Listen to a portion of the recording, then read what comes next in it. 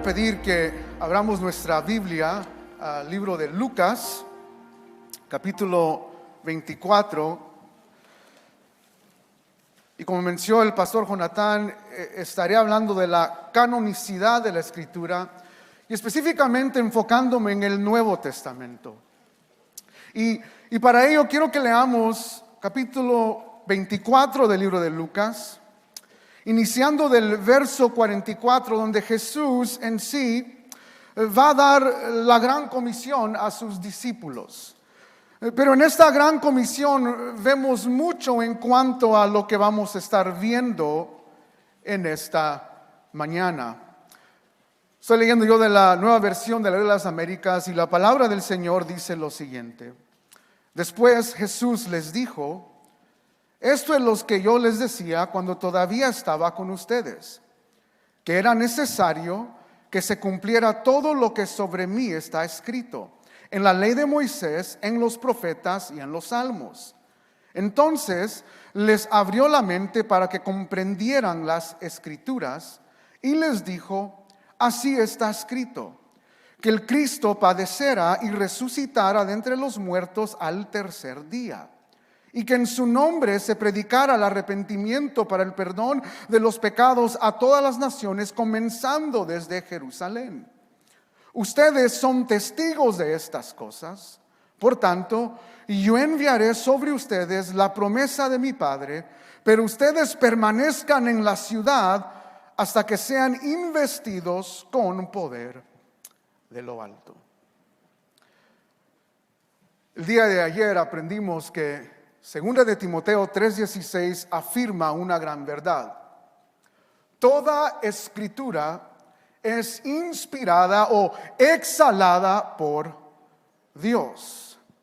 Y obviamente la iglesia debe afirmar que las escrituras son exhaladas por Dios, porque como hemos visto en estos temas, ligando el de anoche con el de ahorita, si la escritura, si la Biblia no es exhalada por Dios, no hay necesidad de enseñarla con autoridad.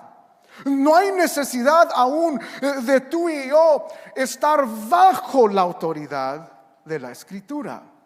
Pero la pregunta es si hay un texto, si hay una escritura que ha sido inspirada por Dios. Esto nos lleva a preguntarnos otra cosa. ¿Cuáles son estas escrituras? Y mi intención no es hablarle al escéptico en esta mañana, no es ni aún convencer al ateo, sino lo que yo quiero que veas es que tú y yo podemos confiar en que de Génesis a Apocalipsis tenemos la escritura que Dios mismo ha inspirado y ha exhalado, que Él mismo quería que nosotros tuviéramos. Y ahora, tristemente, hoy en día hay personas que estudian la escritura y afirman que hay 66 libros, pero lo estudian de maneras diferentes. Por ejemplo, Bart Ehrman estudia las escrituras no tanto porque cree que son exhaladas por Dios, sino para criticarlas. Él es lo que nosotros llamaríamos alguien que se pone sobre la palabra. Él critica, busca para ver si hay errores y argumenta cosas raras que muchos jóvenes escuchan y a veces caen en este error. Y luego hay otros cristianos muy nobles que afirman las escrituras, pero dicen cosas como, sí, la escritura fue inspirada por Dios, pero yo solo creo en las palabras rojas. ¿Por qué? Porque son las palabras de Jesús. Y aún gente que afirma las escrituras tienen como este tipo de categorías. Y por otro lado hay simplemente cristianos que hay ciertas cosas que le gustan de la Biblia y otras cosas que no. Y lo que yo quiero que tú entiendas en esta mañana es que cuando hablamos de las escrituras, normalmente tú y yo nos imaginamos a los padres de la iglesia sentándose en un círculo y ellos simplemente dijeron: esta sí y estas no. Estos nombres sí me gustan y estos nombres no. Pero lo que yo quiero mostrarte el día de hoy es que la misma Biblia no nos muestra que alguien creó la Biblia. En otras palabras, sería un error que tú y yo pensemos que en un concilio como el de Nicea fue cuando la Biblia fue creada. Porque en la misma Biblia vemos que eso no es cierto. La palabra nunca fue creada. Si afirmamos eso, estamos afirmando que un concilio le dio autoridad a la palabra. Juan Calvino, hablando de esto en sus institutos, lo pone de esta manera: el punto crucial es que la iglesia no crea ni valida el canon. El canon tiene autoridad y validez previa. Es lo que un autor, Kruger, habla de que la misma Biblia da su propia autovalidez. Y tú y yo vamos a ver esto y vamos a ver por qué. En la historia de la iglesia habían 3 criterios. Y este va a ser el bosquejo de esta mañana. ¿Cómo podemos afirmar tú y yo que dentro de la autoridad de las escrituras, del canon bíblico, podemos afirmar que aún estos libros que tenemos del Nuevo Testamento también han sido inspirados por Dios? En primer lugar, la iglesia vio que estos textos tienen cualidades divinas. En segundo lugar, hay una consistencia doctrinal. En tercer lugar, el texto ha sido inspirado o tiene testimonio apostólico. Y en cuarto lugar, fue recibido, de nuevo, no autorizado, fue recibido por la Iglesia Universal. Y esto nos lleva al primer aspecto: las Escrituras tienen cualidades divinas. Regresa conmigo al verso 44. Jesús les dijo: esto es lo que yo les decía cuando todavía estaban con ustedes. Y nota la frase: que era necesario que se cumpliera todo lo que sobre mí está ¿qué? Escrito. Mismo verbo de 2 de Timoteo 3:16, la palabra grafo. Hay algo que ha sido escrito, pero notan lo que Jesús dice aquí, haciendo referencia a su muerte y resurrección. Tuvo que pasar esto porque estaba ¿qué? Escrito. Jesús no apela a algo místico. Jesús no apela a algo escondido. Jesús liga su vida ministerial con algo que había sido escrito. Doctrinalmente, lo que Jesús está haciendo aquí es que nos está mostrando lo que Lucas nos enseñó anoche, que Jesús tiene una postura en cuanto a las sagradas escrituras. En otras palabras, no había otro método. Hoy en día en la iglesia cristiana existen muchas ideas en cuanto a la expiación de Cristo. Existen muchas teorías, pero Jesús aquí es claro, hablando de su muerte y resurrección. Él dice: era necesario. Traducción doctrinal: las escrituras son infalibles y son inerrantes. Lo que Jesús está mostrando es que era necesario, porque cuando Dios dice algo, ¿qué va a suceder? Se va a cumplir. Es infalible.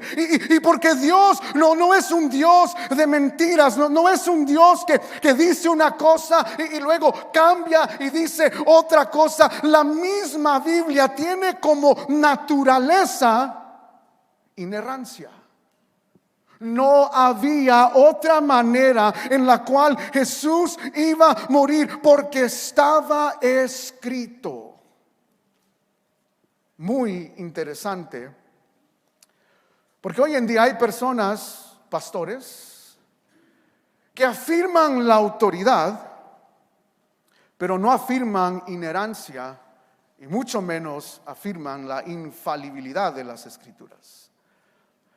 Hace unos meses atrás, El pastor Jonathan y yo tenemos a un amigo, pastor en Tijuana, y hizo un podcast y se me hizo muy interesante porque normalmente los pastores relevantes hacen podcasts relevantes, o sea, tocan tópicos como la creatividad, tópicos de liderazgo, tópicos aún de pasos y de la enneagrama y todo el rollo que está relevante hoy en día. Pero escuché el podcast porque por título tenía Hablemos de la Biblia o algo así.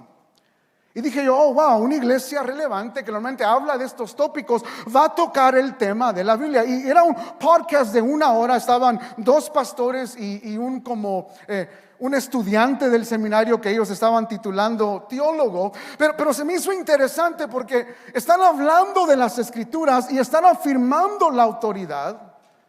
Pero estos pastores pasaron la mayoría del tiempo hablando en contra de la inerrancia y de la infalibilidad. En otras palabras, ellos dijeron, yo no creo que la Biblia es inerrante, yo no creo que la Biblia es infalible.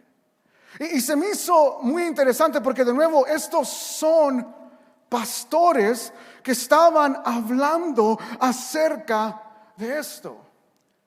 Y tú y yo tenemos que tener cuidado, porque esta no es la postura de Jesús. Jesús creía en un texto inerrante e infalible, y tú y yo tenemos que tener mucho cuidado de cómo hablamos de la palabra, qué es lo que discernimos acerca de la palabra, porque podemos tener más en común con teología diabólica que con la teología de Cristo. Esto lo vemos a través de las escrituras. ¿Quién es el que cuestiona y causa duda de la palabra escrita? Es Satanás. Lo ves desde Génesis capítulo 3. Él empieza a causar duda. Cristo no causa duda en este texto. Era necesario, no había otra manera. Primer cualidad divina entonces es que Jesús mismo afirma que el texto es infalible y inerrante. Pero hay otro aspecto aquí. Verso 45 dice: entonces les abrió la mente para que comprendieran las escrituras. Y rápidamente lo que quiero que veas aquí es que otra cualidad divina es lo que Calvino hablaba, revelación especial. Hay una revelación natural, Romanos 1, que nos ayuda a ver que un Dios existe. Observas la creación, y ese es el argumento de Romanos 1, que nadie queda sin excusa en decir que no hay Dios, porque simplemente ve la creación y nota que alguien tuvo que poner estas cosas aquí. Pero hay una revelación especial. Hay una revelación, en otras palabras, donde Cristo mismo tiene que destapar nuestros ojos cegados para ver las grandes bellezas de su majestad, las grandes bellezas de su palabra. ¿Alguna vez te has preguntado cómo es que ateos citan Biblia, pero no creen en ella? Eruditos que saben el griego y el hebreo y el arameo, tienen tanto estudio, pero leen y leen y leen, pero no creen nada.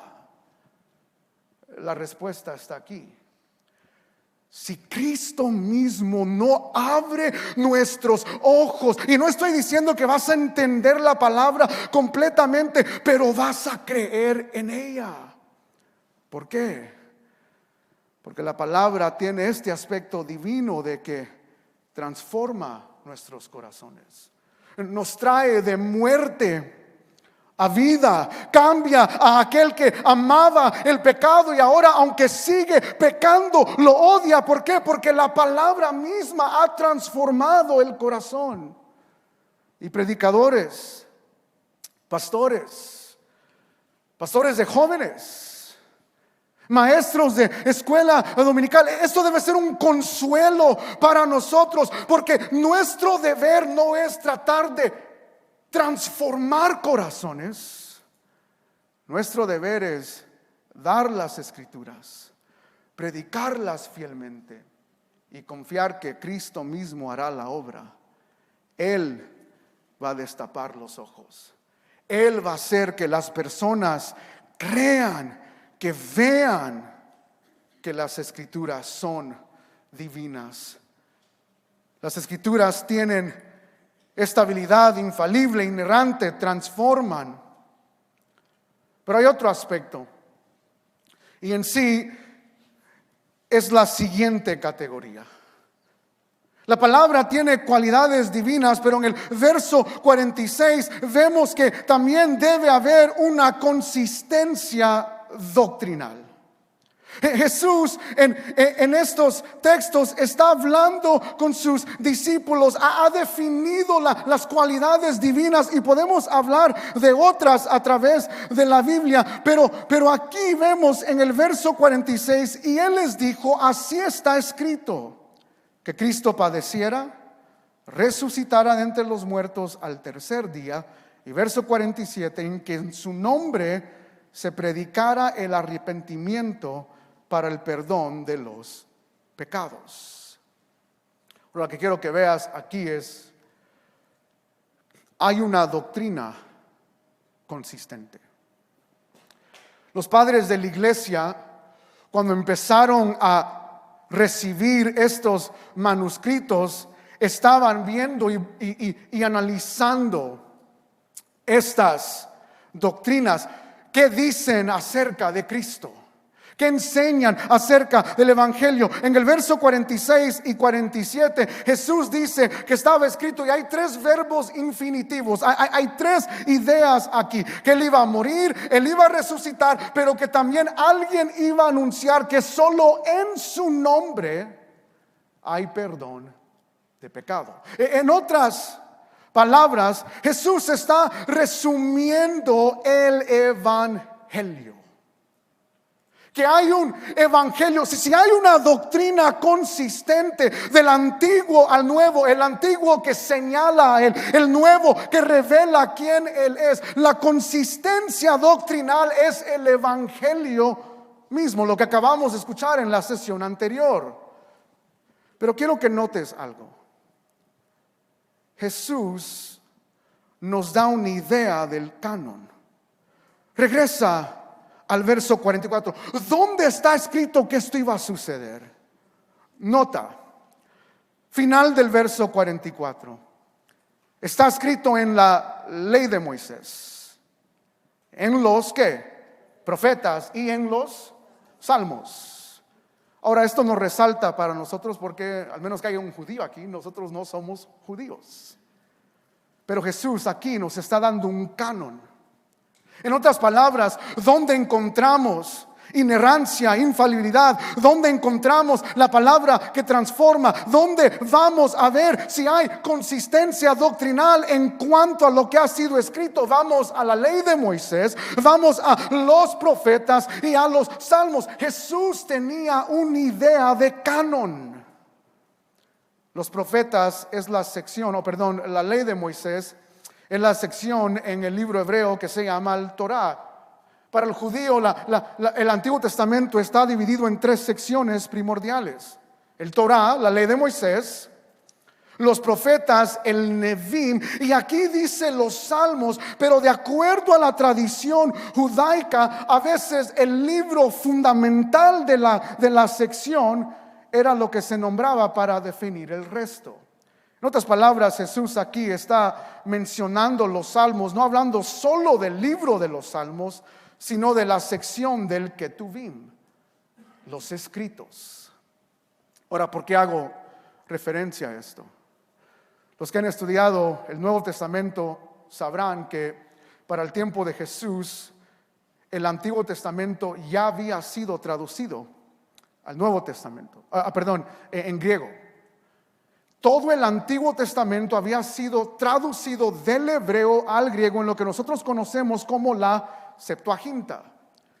Pero la Septuaginta contiene los libros del Antiguo Testamento que tu Biblia y la mía contiene, pero contiene ¿qué? Otros escritos. ¿Cuáles son? Lo que tú y yo conocemos como escritos apócrifos, Lo que la Iglesia Católica le llama deuterocanónicos, en otras palabras, son la misma revelación de Dios. Jesús sabía que estos escritos existían. Jesús conocía de ellos. No eran escritos que estaban escondidos. Jesús sabía de ellos. ¿Pero qué? No lo cita aquí. Lo que quiero que veas es que Jesús tiene un canon en mente y conoce aún que hay tradiciones rabínicas. ¿Cuál es el pleito de Jesús con los fariseos? No es simplemente cómo ellos trataban el Antiguo Testamento, pero es porque ellos habían agregado al Antiguo Testamento muchas tradiciones rabínicas. Y Jesús no dice escrito está en las tradiciones, escrito está en estos libros apócrifos. No, Jesús nos da un canon: ley de Moisés, profetas y los salmos. Lo que Jesús está dándonos a entender es que aunque existen otros libros, hay libros que son inspirados por Dios y hay otros libros que no. Y de nuevo, ¿por qué? Cualidades divinas y porque hay una consistencia doctrinal. Observemos algunas cosas. Si las escrituras inspiradas por Dios son inerrantes y infalibles, bueno, mira lo que Judith 1:1 dice. Si no has escuchado de Judith, no te preocupes, significa que nunca creciste en el catolicismo. Y aún si creciste en el catolicismo y nunca has escuchado, no te preocupes, porque yo entiendo que la Iglesia Católica no es muy buena para enseñar la palabra. Judith 1:1 dice: en el año 12 del reinado de Nabucodonosor, que reinó sobre los asirios en la gran ciudad de Nínive. Voy a parar allí. Hay un error ahí. Es un error histórico y geográfico. Daniel 1:1 nos enseña que Nabucodonosor nunca reinó en Asiria. Él reinó ¿dónde? En Babilonia. Hay errores en estos libros, por eso Jesús no los considera canónicos. Pero más allá de eso, no hay una consistencia doctrinal. Y estos ejemplos los ves a través de estos libros apócrifos. Hermanos, tú y yo no somos protestantes simplemente porque nos queremos pelear con los católicos y ser distintos y diferentes. No, es que hay ciertas costumbres y prácticas que ellos practican que no están en la palabra. Creen aún en otros libros que Jesús mismo no afirmó. Un ejemplo de una inconsistencia doctrinal. La sección está en segunda de Macabeos, capítulo 12, versos 38 al 45. Pero yo simplemente voy a leerte el verso 45 por causa de tiempo. Pero como tenía en cuenta que a los que morían piadosamente los guardaba una gran recompensa, su intención era santa y piadosa. Por esto hizo ofrecer ese sacrificio por los muertos. Y nota aquí la frase: para que Dios perdonara su pecado. ¿Por qué Jesús no considera estos libros canónicos? Porque aquí este pasaje está afirmando que si alguien muere en pecado, aún todavía puede ser salvo. Puedes orar por los muertos. Es este texto que fue una de las bases para las doctrinas de las indulgencias. Paga unas monedas y van a salir del purgatorio. Por eso la Iglesia Católica cree en algo como el purgatorio. Porque estos libros apócrifos tienen no solo errores, pero tienen una inconsistencia doctrinal. En otras palabras, enseñan a otro Dios que no vemos ni en el Antiguo Testamento ni en el Nuevo Testamento. La salvación viene solo por Cristo Jesús. Tú no puedes orar a alguien fuera del infierno y mucho menos dar limosnas para que salga de allí. Esa persona o cree en Cristo y tiene vida eterna, o rechaza a Cristo y tiene perdición eterna. Y no hay un lugar gris en esto. Y por eso Jesús rechaza esto. No hay ni inerrancia ni infalibilidad, no hay consistencia doctrinal. Pero Jesús nos advierte que esto no iba a ser un problema solo en su tiempo. Jesús afirma que esto iba a ser un problema en el futuro también. No tienes que ir ahí, te lo voy a leer. Mateo 24, versos 4 al 5. Dice: Jesús les respondió: tengan cuidado de que nadie los engañe. Porque muchos vendrán en mi nombre diciendo, yo soy el Cristo, y engañarán a muchos. En otras palabras, Jesús está advirtiendo que los discípulos tenían que predicar su muerte, su resurrección, y que el arrepentimiento solo viene por Él. Pero Él había advertido, pero van a venir otros Cristos. Van a haber otras personas que dicen que soy el Mesías. En otras palabras, van a haber escritos y enseñanzas que van a contradecir estas doctrinas consistentes. Pablo hace lo mismo, Gálatas capítulo 1, versos 8 al 9.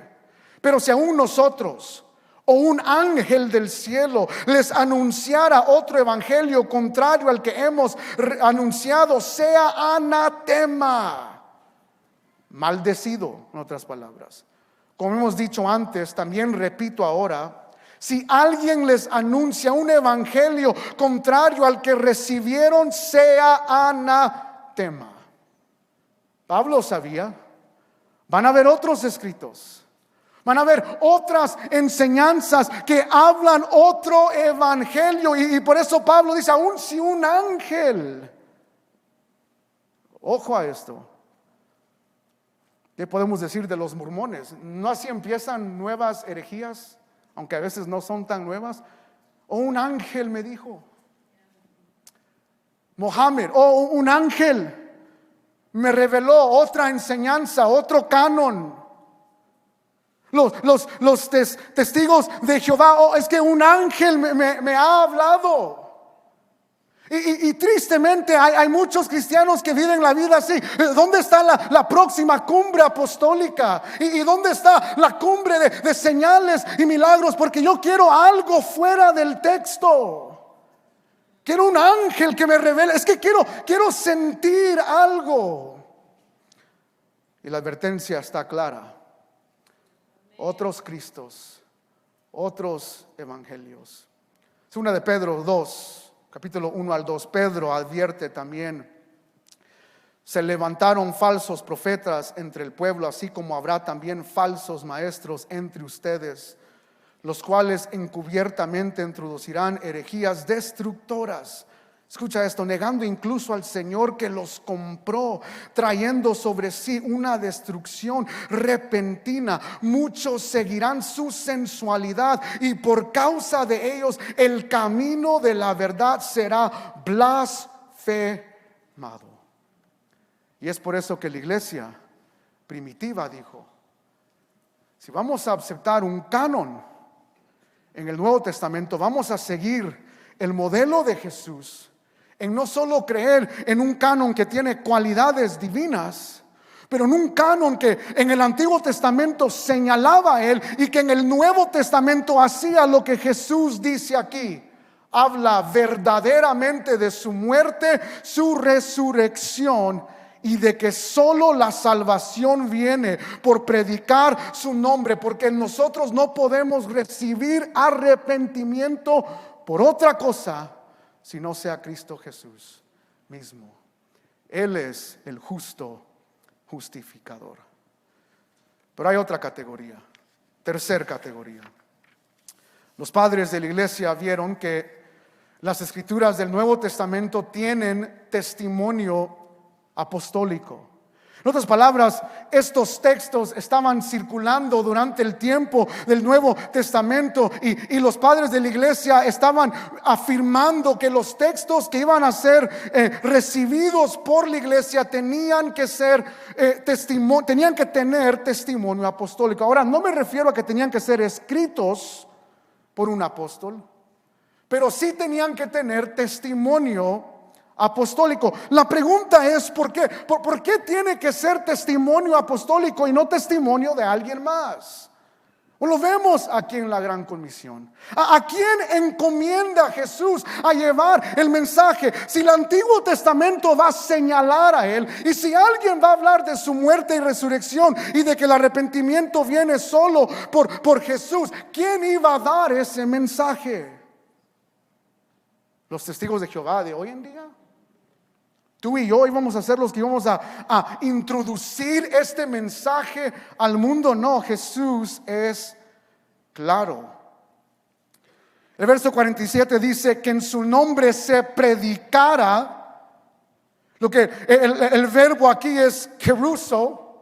Los apóstoles no iban a anunciar lo que ellos querían anunciar. No, ellos iban a ser heraldos de la verdad. Iban a proclamar las mismas enseñanzas de Jesús. Y Jesús lo enfatiza en el verso 48. Ustedes, ¿quién ustedes? Los apóstoles son testigos de esto. Los padres de la iglesia entendían esto.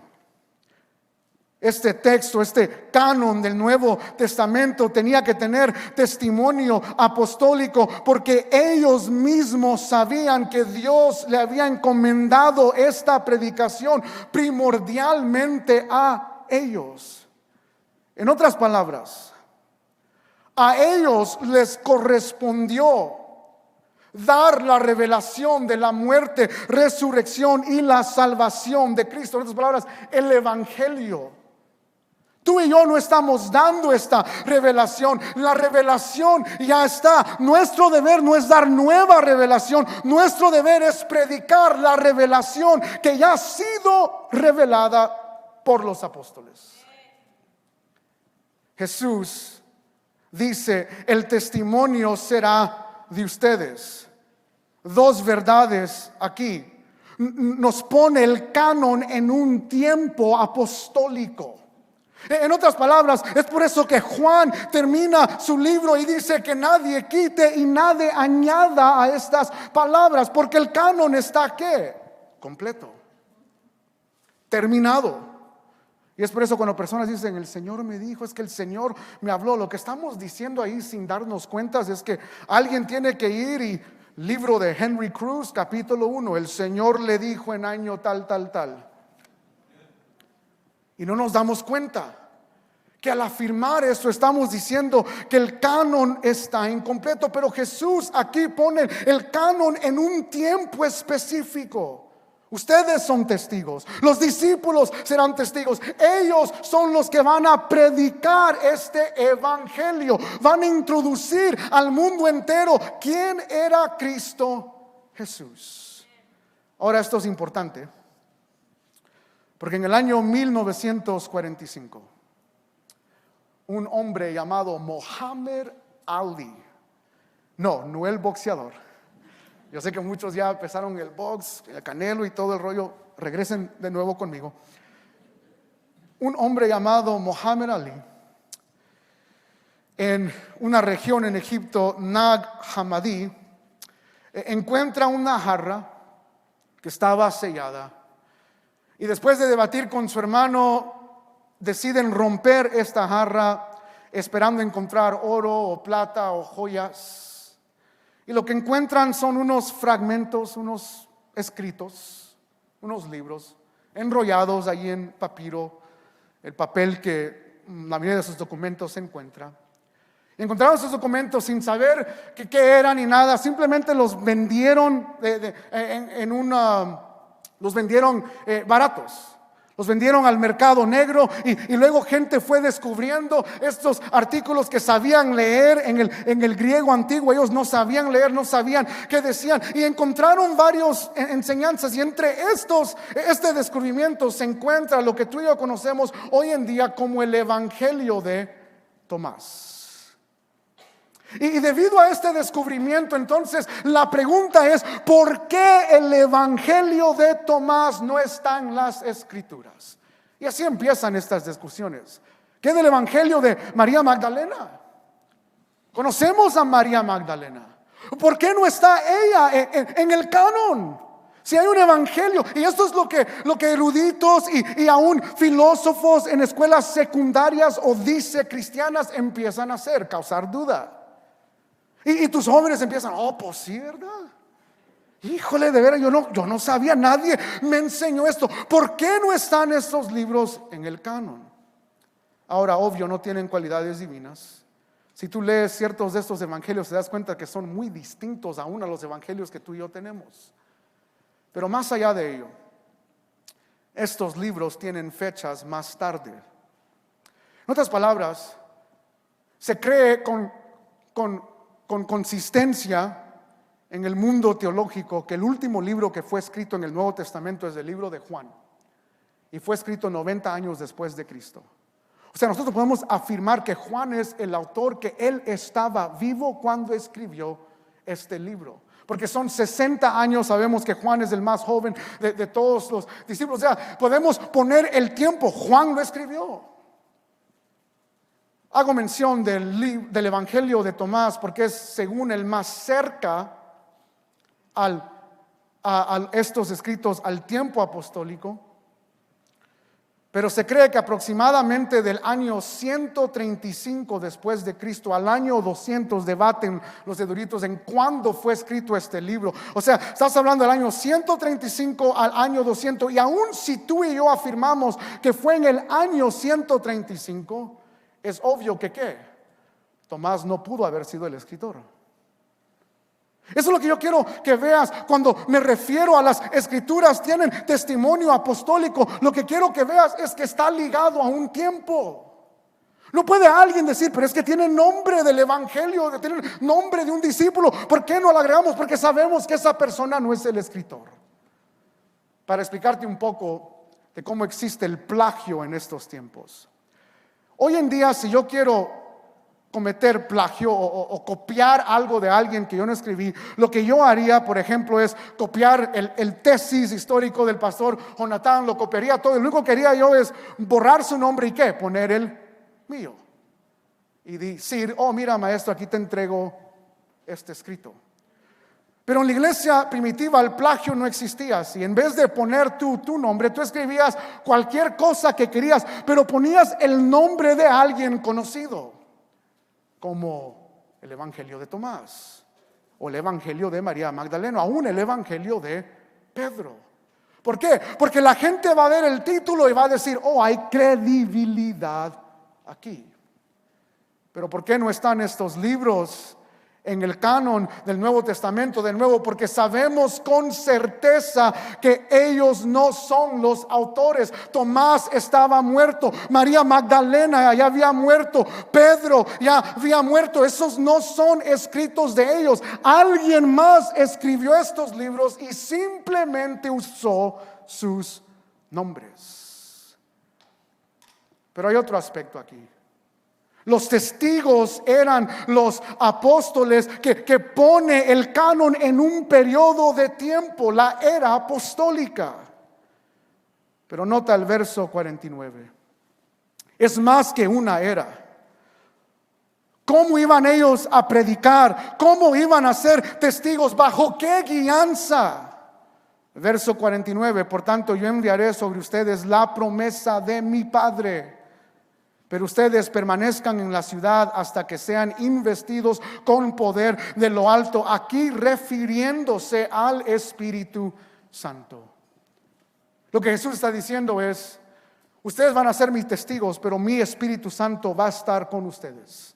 Mi Espíritu Santo va a ser el que los va a guiar a enseñar y dar testimonio de mi muerte, resurrección y de que el arrepentimiento y el perdón de pecados solo viene por mi nombre. El Espíritu Santo va a hacer eso. El Espíritu Santo va a ayudarles a escribir. ¿Cómo sabemos esto? Ve conmigo a Juan, capítulo 14, verso 26. Juan 14, 26 dice: pero el Consolador, el Espíritu Santo, a quien el Padre enviará en mi nombre, Él les enseñará todas las cosas y les recordará todo lo que les he dicho. Es el Espíritu Santo que iba a enseñarles. ¿Cómo les iba a enseñar? Segunda de Pedro 1, 20 al 21. Pero antes de todo, sabe esto, que ninguna profecía de la Escritura es asunto de interpretación personal, pues ninguna profecía fue dada jamás por un acto de voluntad humana, sino que hombres inspirados por el Espíritu Santo hablaron de parte de Dios. Lo que quiero que veas es así como los profetas del Antiguo Testamento hablaron, no interpretación suya, sino las mismas palabras de Dios. De esta misma manera, estos testigos iban a hablar de Jesús. Era apostólica, testimonio apostólico. Y tú y yo debemos de entender esto. Ellos no dieron su propia interpretación. Caruso, de nuevo, ellos hablaron lo que Dios quiso que hablaran. Y por eso tú y yo tenemos que tener cuidado en esto. Porque como predicadores, pastores, aún directores de alabanza, cuando escoges cantos, ¿estamos reinterpretando a Dios? ¿Estamos cantando reinterpretaciones de Dios que no van con la palabra? Pero es que el canto es bonito, es que el pájaro herido me hace sentir bien. ¿Pero qué dice de Dios? ¿Habla de sus atributos? ¿Exalta su grandeza? Y tenemos que ser muy cuidadosos en no solo cómo enseñamos, pero cómo manejamos aún el orden del servicio. Pastor, ¿sabes qué se enseña en el grupo de jóvenes o el ministerio de niños? Tenemos que tener cuidado, no sea que estemos reinterpretando un texto que nunca fue escrito para ser reinterpretado. La palabra fue dejada para que tú y yo la interpretemos como debe ser. El Espíritu Santo los guió. Yo sé que es la pregunta del millón, ok, pero si son los apóstoles que iban a dar esta enseñanza, ¿qué de Pablo? ¿Qué de Marcos? ¿Qué de Lucas? Y por eso quiero enfatizar aquí que la idea de la historia de la iglesia no es que el testimonio es que el apóstol escribió, pero que estaba vivo durante ese tiempo. En otras palabras, el canon que ha sido inspirado por Dios tiene que estar en el tiempo apostólico siendo escrito. Y esto es evidente porque los primeros escritos que tenemos son de Pablo mismo. Los libros más cerca a la vida de Jesús son del apóstol Pablo. Pero ¿por qué debemos tú y yo considerarlos canónicos? Porque el apóstol Pedro los consideraba canónicos. De nuevo, aquí vas a ver, no es que Pedro dijo, sí, yo le doy autoridad a Pablo. No, él sabía que Pablo estaba siendo inspirado por el Espíritu Santo y él no valida los escritos de Pablo. Él simplemente, ¿qué? Los recibe. Por eso estoy usando el lenguaje de recibir. Nadie creó la Biblia, nadie le dio autoridad, ellos simplemente recibieron. ¿No me crees? Ve conmigo a Segunda de Pedro, capítulo 3, verso 15 al 16.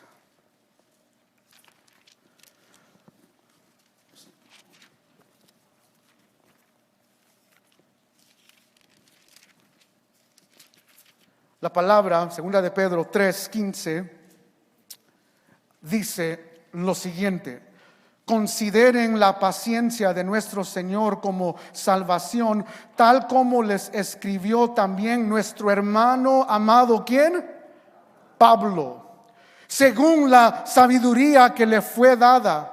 Asimismo, en todas sus cartas, ¿cuáles cartas? Las cartas de Pablo, habla en ellas de esto, en las cuales hay algunas cosas difíciles de entender. Yo creo que Pedro aquí tal vez había leído Romanos capítulo 8 y 9, donde vemos la enseñanza de la predestinación. Y igual que tú y yo, Pedro está diciendo, un poco difícil de entender, pero nota, no dice que es herejía. Difícil de entender, pero ¿qué? Bíblico, inspirado por Dios. De nuevo, yo me estoy imaginando lo que probablemente fue, pero él dice difícil de entender. Pero nota esto, que los ignorantes e inestables tuercen, como también tuercen ¿qué? El resto de las escrituras. ¿Qué ha hecho Pedro? Las escrituras de Pablo, que por los que no sabían, son las mayores en el Nuevo Testamento. Tenemos más escritos de Pablo que el resto del Nuevo Testamento. Y Pedro está diciendo de Pablo Pablo ha escrito palabra inspirada por Dios de la misma manera como afirmamos que el resto de las escrituras. Hay aquellos que tuercen a Pablo como tuercen a Isaías, como tuercen a Moisés. Y esta es la idea. Lo que yo quiero que tú veas es que nadie dio validez a los escritos de Pablo. Pedro sabía que Pablo estaba hablando y escribiendo bajo la guianza del Espíritu Santo. Era apostólica. En el tiempo apostólico vemos que Pedro recibe las enseñanzas del apóstol Pablo como escritura. La Biblia misma se autovalida. Ella misma da su propia validez. Otro ejemplo, 1 Timoteo capítulo 5. Ve conmigo ahí, verso 18. 1 Timoteo 5, 18. Pablo, escribiendo a Timoteo, dice lo siguiente. Nota conmigo. Porque ¿qué? La escritura dice: no pondrás bozal al buey cuando trilla. Ahí Pablo está citando Deuteronomio capítulo 25, verso 4. Pablo dice: la escritura dice. Y luego cita otro texto. No termina el verso ahí. La escritura dice y cita Deuteronomio 25:4. Y luego dice: y el obrero es digno de su salario. ¿Dónde encontramos eso? Tú y yo diríamos: tal vez están los Salmos, tal vez están Abdías, tal vez están Zacarías, uno de esos profetas menores que nadie lee. Tal vez en el libro de Números que todos saltan. O Levítico. No, ¿dónde está esta escritura? ¿Dónde está escrito esto? Pablo está citando Lucas 17. Y aquí de nuevo vemos, Pablo no da validez a los escritos de Lucas, del evangelio de Lucas, que no era apóstol tampoco. Él simplemente era un investigador, pero fue inspirado por el Espíritu Santo. ¿Y qué hace Pablo aquí? Cita una frase del Antiguo Testamento en Deuteronomio y cita a Lucas, y para Pablo las dos eran ¿qué? Sagradas Escrituras. Era apostólica, tiempo apostólico. Hemos visto que en la historia de la iglesia, de nuevo, este canon del Nuevo Testamento tiene cualidades divinas, tiene una consistencia doctrinal y también tiene un tiempo apostólico o está en testimonio apostólico. Pero por último, estas escrituras fueron recibidas por la iglesia universal. Y por causa de tiempo te voy a leer 3 para que veas a lo que me refiero. Estos autores inspirados por Dios hablaron conforme a la inspiración del Espíritu Santo y ellos lo sabían. Mira lo que Pablo dice en Colosenses 4:16. Cuando estas cartas se hayan leído entre vosotros, nota, hacerla leer también en la iglesia de los que laodicenses, y vosotros por vuestra parte leed la carta que viene de Laodicea. En otras palabras, Pablo está diciendo: yo he escrito algo y que enséñaselo a las iglesias. ¿Y qué hicieron las iglesias? Lo recibieron como ¿qué? Palabra inspirada por Dios. Este es el cuarto criterio de la iglesia primitiva. La iglesia recibió esto. No se están preguntando: pero ¿por qué le vamos a hacer caso a Pablo? No, ellos sabían que él estaba hablando bajo la inspiración del Espíritu Santo.